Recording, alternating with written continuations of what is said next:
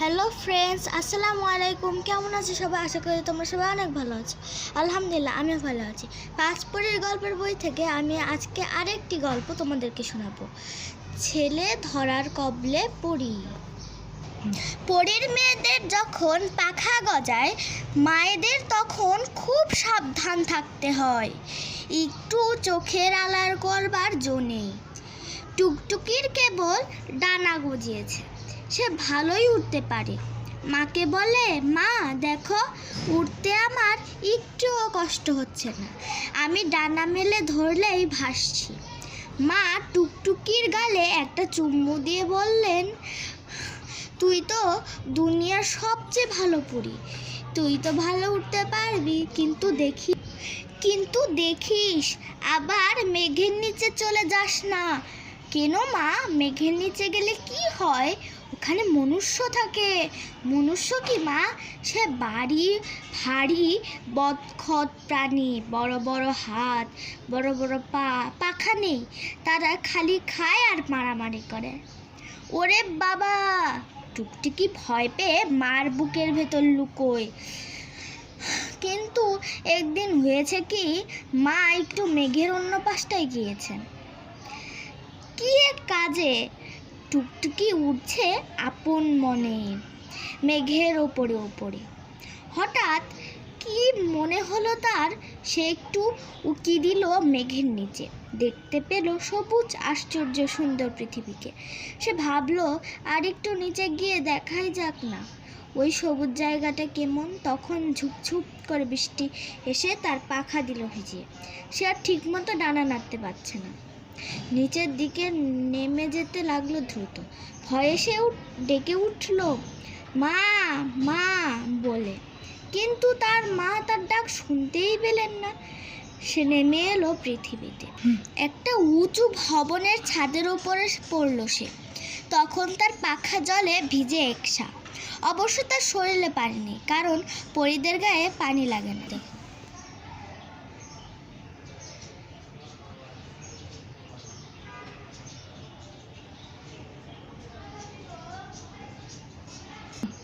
মা, আমি কোথায় বলে টুকটুকি কাঁদতে লাগলো। আস্তে আস্তে বৃষ্টি কমলো, রোদ উঠলো, তার পাখা এলো শুকিয়ে, আর তার খুব খিদে পেতে লাগলো। সে তখন আবার পাখা মেলে ধরলো। উঠতে উঠতে সে গিয়ে নামলো একটা ফুল বাগানে। সেটা ছিল বলধা গার্ডেন। নানা ফুল ফুটে আছে। বাগানে এই অংশে দর্শকদের ঢোকা বারণ। ফাঁকা বাগানে ফুলে ফুলে ওরে টুকটুকি মধু খেতে লাগলো। কিন্তু তার কপাল খারাপ, বাগানের ভিতরে বসে ছিনতাইয়েরা টাকা ভাগ করছিল। তিনজন ছিনতাইকারী। হঠাৎ তাদের চোখ পড়লো টুকটুকির উপরে। আরে আরে, এ কি? এ যে দেখছি একটা আস্ত পরী। পরীটাকে তো ধরতে হবে, তাড়াতাড়ি করে একটা জাল আনা দরকার। জাল এখন কোথাও পাওয়া যাবে? গুলিস্তানে খেলার জিনিসের দোকানে ভলিবল, টেনিস, ব্যাডমিন্টন খেলার নেট পাওয়া যায়, সেসব কিনে জোড়া লাগাতে হবে।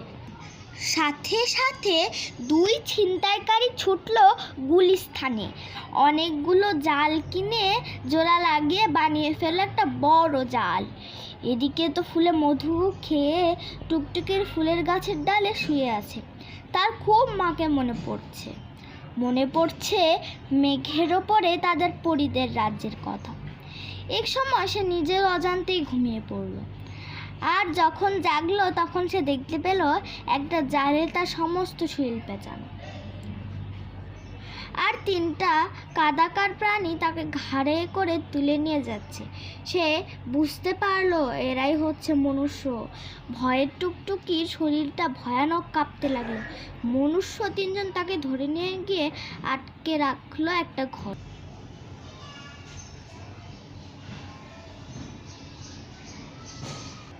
তারপর তিন ছিনতাইকারী ভাবতে লাগলো কি করা যায়। পরীর মেয়েটা বন্ধ ঘরে একা একা থাকে আর কাঁদে। আহা, কেন মার কথায় অবাধ্য হলাম। মায়ের কথা এজন্য শুনতে হয়। এখন আমার কি হবে গো?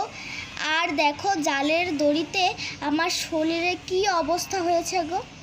এদিকে হয়েছে কি, এই ঘরটার পাশে এক রাস্তায় পাড়ার ছোট ছোট ছেলেরা ক্রিকেট খেলছে। হঠাৎ একটা ছেলের মারা একটা ছক্কার বল এসে লাগলো জানালার কাছে, কাচ ভেঙে গেল। আর বলল ঢুকে পড়লো কিনা টুকটুকির যে ঘরে আছে সে ঘরে। দলের মধ্যে সবচেয়ে দোষীপনা ছেলে হলো অন্ত। সে এক লাফে বাড়ির প্রাচীর টপকে ভেতরে সে জানালা ফুটো চোখ রাখলো। ঘরের ভেতরে অন্ধকার হওয়ায় প্রথমে সে কিছুই চোখে দেখলো না। তারপর আস্তে আস্তে তার চোখ খাপ খেয়ে গেল। সে খুব মনোযোগ দিয়ে বল খুঁজতে লাগলো। বলটা তো পেলই না, ভেতরে দেখতে পেলো একটা ফুটফুটে মেয়ে, সেজন্য চাঁদের আলো দিয়ে তৈরি। সে বলল, এই মেয়ে লক্ষ্মী সোনা, আমাদের বলটা দাও। আরে এ মেয়ে বোবা নাকি? সে তো শুধু কিছুই বলছে না, শুধু কাঁদছে। তখন অন্ত আরও ভালো করে তাকালো মেয়েটার দিকে। তার তো চক্ষু চরক গাছ। এর তো দেখি দুটো পাখা আছে, তো পরী। তিন ছিনতাইকারী পরীর মেয়েটাকে নিয়ে কি করবে বুঝতে পারছিল না। একজন বলল, চল একে মেরে এর পাখা দুটো খুলে নিয়ে বিক্রি করে দেই। আরেকজন বলল, আরে ধেই থেকে বিদেশে পাচার করে দেব, ওখানে চিড়িয়াখানায় একে বিক্রি করে দিয়ে এক কোটি টাকা দাম পাওয়া যাবে।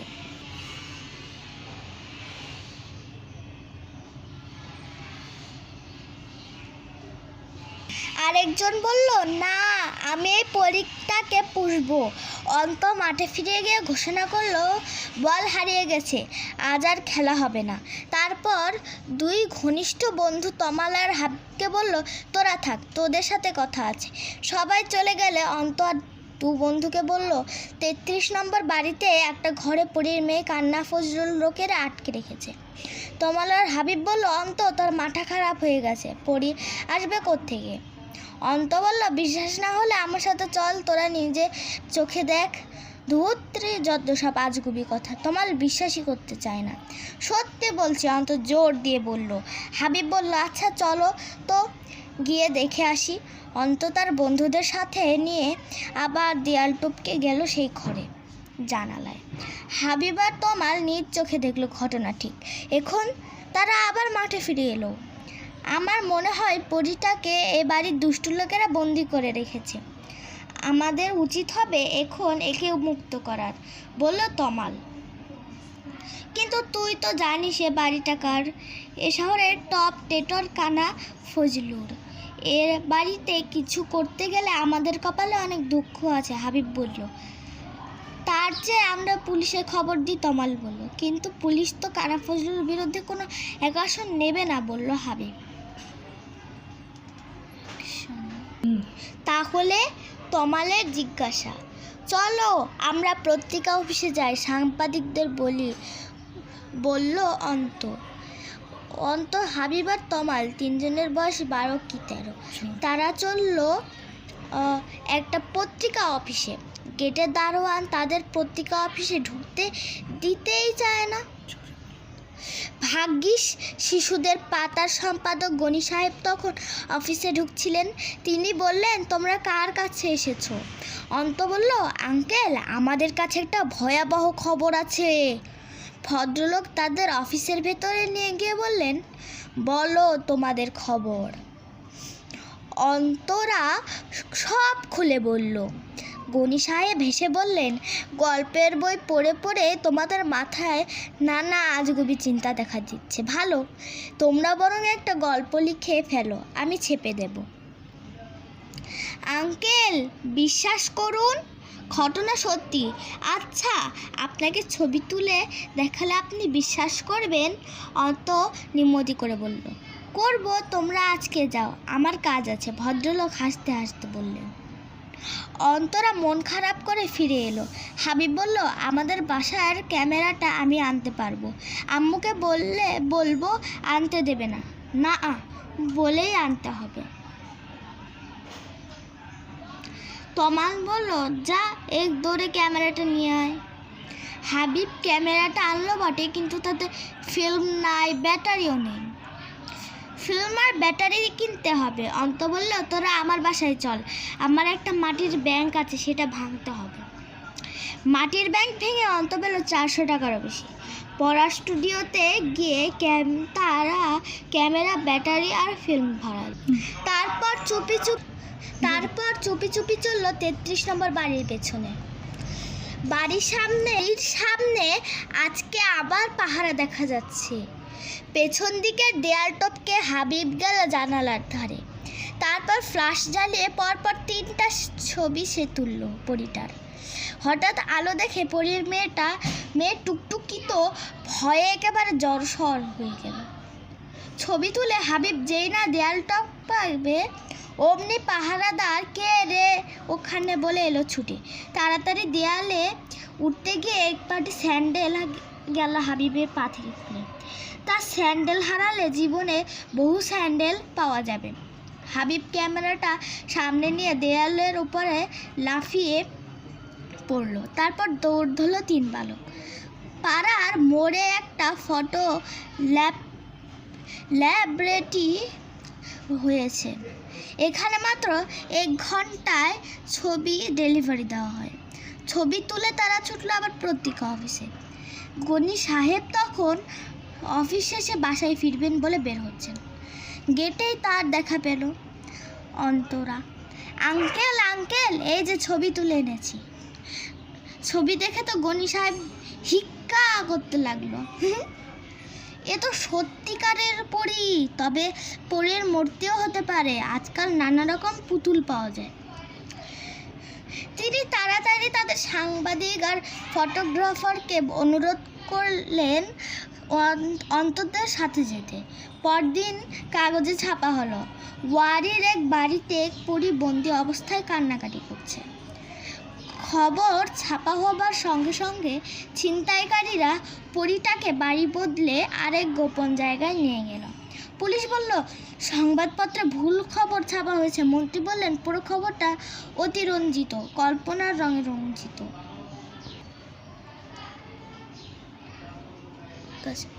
এদিকে তমাল আর হাবিব খুব মন খারাপ করলো। তারা তককে রইল কি করে পরীটাকে উদ্ধার করা যায়। কানা ফজলুর বাড়ির সামনে গিয়ে এদিক ওদিক ভালো করে তাকাতেই হঠাৎ পথে দেখতে পেল একটা পালক, আর একটু দূরে আরেকটা। তারা বুঝলো পরীর মেয়েটা তাদের জন্য চিহ্ন রেখে গেছে। এইভাবে পথে পড়ে থাকা পালক ধরেই তারা গিয়ে পৌঁছালো এক অন্ধকারের গলির শেষ মাথায়। তার মানে এই বাড়িতে আছে পরীটা। তারা আবার গেল গনি সাহেবের কাছে। গনি সাহেব বললেন, দাঁড়াও, এবার টিভি ক্যামেরার সাথে নিয়ে যেতে হবে। তবে পুলিশকে আগে বলা যাবে না, তাহলে অপরাধীরা আগে ভাগেই খবর পেয়ে যাবে। 3টা টিভি চ্যানেলের 3টা ক্যামেরা আর কয়েকজন ফটো সাংবাদিক মিলে অন্তরা চলল ওই অন্ধকার গলির দিকে। সাথে নিল তাদের পুরো ক্রিকেট মাঠের 22 জন খেলোয়াড়, আরও জনা বিশেষ দর্শককে। অন্ত বলল, গনি আঙ্কেল, ওদের কাছে অস্ত্র থাকতে পারে। ওরা যদি গুলি করে, তার চেয়ে কাজ করি। আমি দেখছি গেটে 2 জন দারোয়ান আছে। তারা সারাক্ষণ পান কিনে খায়। পানের সাথে ঘুমের ওষুধ দিলে কেমন হয়? ঠিক আছে, তাই করো, গনি আঙ্কেল বললেন। পাড়ার একটা পিচ্চি পানের দোকানে আছে, নাম শমশের। অন্তরা তাকে দেখা পেয়ে গেল সৌভাগ্যক্রমে। গনি আঙ্কেল একটা ওষুধের দোকান থেকে ঘুমের ওষুধ কিনে নিয়ে ভরে ফেললেন পানের ভেতর। তারপর শমশের পানের দোকান ঘাড়ে ঝুলিয়ে চলল ওই বাড়ির দারোয়ানের সামনে। সে হাঁকছে, চাই পান। দারোয়ান 2 জন পান কিনলো, খেলো, তারপর একসময় ঘুমিয়ে পড়ল। শমশের তখন মুখের ভেতর আঙুল ঢুকিয়ে সিটি বাজালো। এটা হলো সংকেত। অন্ত দৌড়ে চলে গেল ঘুমন্ত দারোয়ানদের কাছে।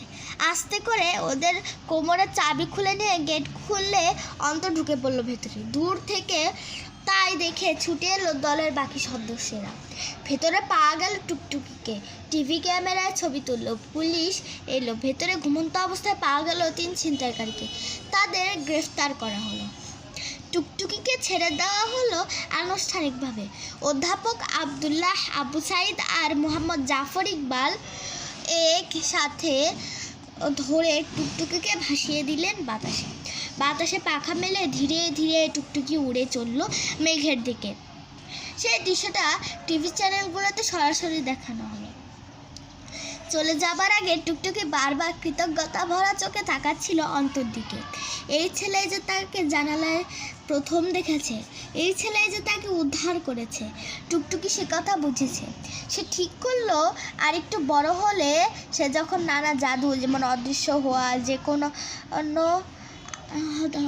জিনিস মুহূর্তে হাতের মুঠোয় আনা শিখে ফেলবে, তখন আবার এই জায়গায় সে আসবে, এই ছেলেটার কাছেই সে আসবে। তাকে একটা ভালো পুরস্কার দিতেই হবে। রাতের বেলায় স্বপ্নে হাজির হয়ে টুকটুকি অন্তকে সে কথাই বলে গেল। ধন্যবাদ।